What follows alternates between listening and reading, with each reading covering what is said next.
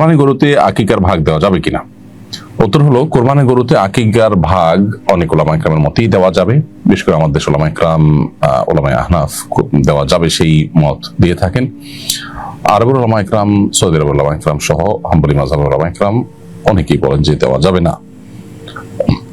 উভয় পক্ষের ওলামাদেরই যার যার মতের সপক্ষে যুক্তি এবং দলিল প্রমাণ রয়েছে।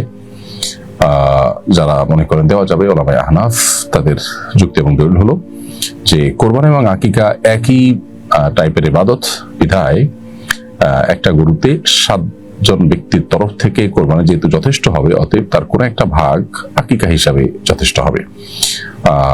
ছেলে হলে যেহেতু 2টা ছাগল দিতে হয়, অতএব আকিকা গরুতে 2 ভাগ দিলে একটা ছেলের তরফ থেকে আকিকা হিসাবে যথেষ্ট হবে। মেয়ে হলে 1 ভাগ দিলে আকিকার তরফ থেকে যথেষ্ট হবে। একই গরুতে কেউ কোরবানি করতে চাইলে সেটাও করতে পারে। এটা হলো ওলামা আহনাফের মত। কারণ আকিকা এবং কোরবানি 2টা একই টাইপের ইবাদত।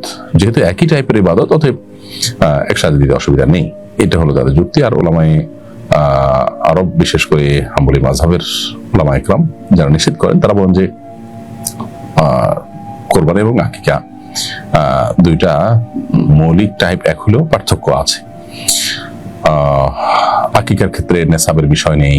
আকিকা এটা সন্তান জন্মের 7ম দিনে দিতে হয়, কোরবানি ঈদের দিনে দিতে হয়। এখন কোরবানি এবং আকিকা একসাথে দিতে গিয়ে বেশিরভাগ মানুষই আকিকার সময়টাকে পেছাতে কোরবানির জন্য কোনো যৌক্তিক কারণ ছাড়া অপেক্ষা করেন।